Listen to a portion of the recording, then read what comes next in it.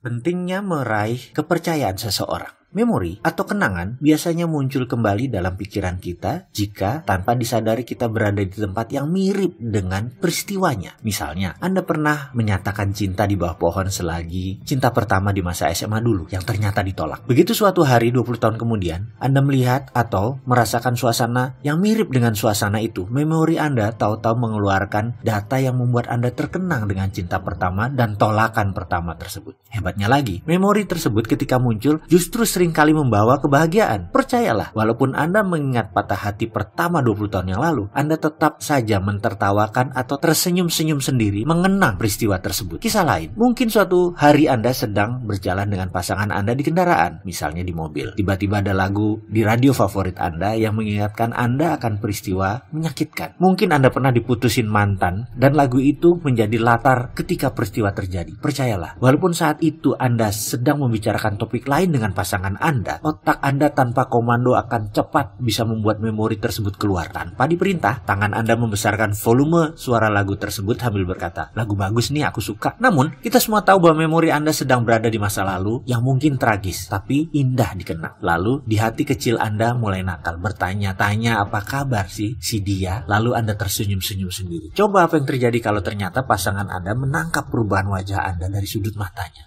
Sisa cerita ini Anda sendiri yang melanjutkannya ya, karena pasti beda-beda reaksinya pasangan Anda. Saya pun saat ini sedang masuk ke zona memori tersebut. Saya teringat ketika dulu masih di Balikpapan, sewaktu di SMP, ada seseorang mendekati saya di kelas. Dia memberi saya sebuah prakarya sekolah yang menurut saya bagus sekali, yaitu logo Pendidikan Indonesia Tut Wuri Handayani dibuat dari triplek yang digergaji oleh. Mungkin Anda tahu, gergaji triplek berbentuk U, seperti celurit yang ada mata gergaji tipis menyambung kedua ujung U tadi. Cara menggunakan gergaji itu dengan tangan dan sisi ujung U yang lainnya ada di ketiak Anda. Sulit sekali melakukan pekerjaan dengan gergaji U tersebut, karena bisa putus mata gergajinya yang seperti kawat tipis. Jadi, ketika mendapat hadiah pekerjaan tangan tersebut, saya benar-benar terkesan. Seorang anak SMP melakukan pekerjaan itu mungkin bisa makan waktu bulanan, karena triplek Tut Wuri Handayani itu ukurannya besar, hampir 1 meter. Semua huruf, semua lekukan, gambar sayap, semua digergaji dengan halus. Sewaktu menerima hadiah tersebut, saya ucapkan terima kasih kepada pemberinya. Dia Ben-Hur Panjaitan. Saya sebenarnya tidak terlalu kenal dia, namun kalau pulang sekolah, kami sering satu jalan dan dia tiba di rumahnya terlebih dahulu. Dari jalan raya masih masuk ke gang. Mobil tidak masuk, hanya motor. Kami beda kampung, dia lebih dekat ke sekolah. Ketika 10 tahun berlalu, saya sedang mengunjungi sebuah lokasi di Desa Colo, Kudus. Ada sekolah mirip dengan bentuk sekolah SMP Negeri 1 Balikpapan. Di sekolah saya dulu, tiba-tiba memori tentang Ben-Hur terbesit di kepala saya. Yang kepikiran adalah apa yang dimaksud dengan Ben-Hur kasih hadiah tersebut ke saya. Apa spesialnya saya waktu itu? Kenalan juga nggak terlalu deket kok. Sebelum dia memberi hadiah itu dan setelahnya kami juga tidak terlalu dekat. Namun 10 tahun kemudian saya jadi teringat Ben-Hur gara-gara hadiah tersebut. Di mana kampung dia sekarang ya? Apa kabarnya? Saya jadi ingin bertemu dengan Ben-Hur. Dan kalau bertemu saya ingin tanya mengapa dia memberi hadiah itu. Karena waktu itu saya tidak sedang berulang tahun dan tidak ada peristiwa istimewa saat Ben-Hur memberi hadiah itu. 10 tahun sejak memori itu muncul, alias 20 tahun berlalu sejak meninggalkan Balikpapan, ada hal yang memancing memori tersebut muncul. Saat itu saya bekerja di PT Riva, cikal bakal PT Rekapital, yang pemiliknya dan CEO-nya adalah Bapak Rosan Roslani. Singkat cerita, kalau boleh nyombong nih ya, Rosan dulu pernah bekerja sama saya, tapi 8 tahun kemudian, selama 2 tahun, saya adalah pegawainya Rosan. Itu bisnis, itu biasa, pernah di atas, pernah di bawah. Jujur, itulah hidup, berputar-putar terus, dan yang pasti hanya rezeki yang tidak pernah tertukar. Kalau sudah jatah si A, ya pasti dapat. Dia memerlukan saya, dan pastinya saya memerlukan income yang cukup besar untuk bayar hutang-hutang saya waktu itu. Rosan memerlukan saya karena saya cukup galak dan tegas dalam memimpin organisasi. Bahkan banyak yang bilang saya ini asshole, keras dan disiplin, dan gak ada belas kasihan. Saya sangat berorientasi pada result, pengejar prestasi. Kala itu, saya sedang melakukan inspeksi ke divisi sales. Saya cukup bertanya apa yang mereka lakukan. Mereka pun jawab. Habis bertemu Bapak A, Bapak B, dan sebagainya. Maka saya bilang, coba telepon mereka lagi. Bilang saya ingin bicara. Mereka yang bohong atau tidak melakukan prospecting pasti panik. Beberapa orang tertangkap tangan bohong dan saya nggak panjang lebar. Anda keluar. Dan begitu juga ketika saya berbicara dengan Bapak A atau Bapak B. Ternyata mereka ketemu atau benar-benar mereka ketemu. Ya selamatlah posisi mereka. Sekali lagi, kalau mereka tidak bertemu atau tidak berkomunikasi, bahkan tidak mengerti produk perusahaan kami tanpa pandang bulu, saya pun bilang ke sales tersebut, sebaiknya kamu mengajukan surat resign sekarang daripada saya pecat. Kondisi kamu jelek di luaran. Saya tahu itu kejam sekali, tapi begitulah saya dulu. Kemudian sampailah saya sebuah meja, lalu saya tanya kepada seorang sales bernama A. Saya nggak sebut namanya ya, tapi ini benar. Mana kartu nama orang yang kamu prospek hari ini? A dengan perlahan menyerahkan setumpuk kartu nama kepada saya. Ini Pak. Kemudian saya cek satu persatu. Lalu mata saya menemukan nama yang sangat familiar, Ben Hur Panjaitan. Masih dengan mempertahankan wibawa saya tanya, siapa Pak Ben Hur ini? Oh, dia pengusaha sukses Pak di bidang IT, kata A. Sulit bertemu dengan dia. Dia kontraktor IT utama di Pemda Jakarta dan lembaga pemerintah. Wah Pak, luar biasa Pak. Orangnya baik sekali, santun dan dipercaya banyak lembaga. Itu jawab A membanggakan. Orangnya namanya Ben Hur Panjaitan versinya dia. Saya tersenyum dalam hati. Nah, pasti ini teman yang saya cari. Tapi mendengar cerita A, saya menjadi kecut. Apakah ini Ben Hur yang saya kenal atau Ben Hur yang lain? Bukan teman SMP saya. Lalu saya tanya pada A, apa dulu Pak Ben Hur pernah tinggal di Balikpapan? Wah, saya kurang tahu Pak. Saya coba hubungi dia lagi Pak, kata A. Saya lihat dia menelpon di depan saya. Seperti biasa, sulit sekali terhubung. Dari resepsionis hanya terhenti di sekretaris pribadi Pak Ben Hur. Muka A pucat. Dia takut sekali ekspresinya. Takut saya marah soalnya. Dia pasti berpikir saya akan marah, saya akan memecatnya. Lalu di tengah menunggu, saya ambil telepon itu dan berbicara dengan sekretaris Pak Ben Hur. Maaf Bu, bisa tolong sampaikan ke Pak Ben Hur. Saya tahu dia pasti sedang sibuk, tapi tolong sampaikan ada orang yang namanya Wowi ingin bicara. Ya sudah, lebih baik saya yang memulai. Saya adalah orang yang bisa menerima kegagalan, tapi saya tidak bisa menerima ketika saya tidak coba. Jadi saya mengawali. Mudah-mudahan dia ingat dan mau menerima saya. Kalau ini Ben Hur yang sama. Sesaat kemudian terdengar bunyi klik. Suara telepon yang tadinya nada tunggu menjadi hening. Ada orang di seberang sana dan bukan mesin. Terdengar suaranya berkata, Bapak Wowi, apa kabar kamu? Tertawa dia langsung. Saya menarik napas lega. Iya, ini Ben Hur yang saya kenal. Lalu tanpa basa-basi saya langsung bertanya kapan dia ada waktu untuk bertemu. Dia jawab, hari ini juga bisa, jam makan siang. Bagaimana? Ketika tiba di kantornya di Bilangan Jakarta Selatan, ratusan monitor komputer IT berjajar dengan pegawai yang jumlahnya ratusan. Rasanya bisa dikatakan bahwa dia adalah satu raja IT di Indonesia. Bahkan di tahun itu organisasinya mengurus cyber security dan cyber defense lembaga pemerintahan. Perusahaannya sudah kelas dunia secara teknis. Begitu ketemu, untuk menuntaskan rasa penasaran saya pun bertanya mengapa dia memberi hadiah itu dulu kepada saya. Lalu dia jawab, Wi, gue lihat lo orangnya lain, gak banyak omong. Mata lo menunjukkan lo orang kreatif. Gue tahu lo bakal jadi orang sukses. Jadi kalau gue nggak punya apa-apa di kemudian hari, pasti gue butuh lo. Jadi akhirnya saat itu gue memutuskan bahwa gue harus ambil hati lo, katanya. Lalu dia melanjutkan, walaupun mungkin kita dulu orang biasa-biasa saja, gue sudah bisa bayangkan jalan hidup lo ke depan. Dan lo tahu, puluhan orang gue invest seperti lo di masa kecil dulu. Dan investasi gue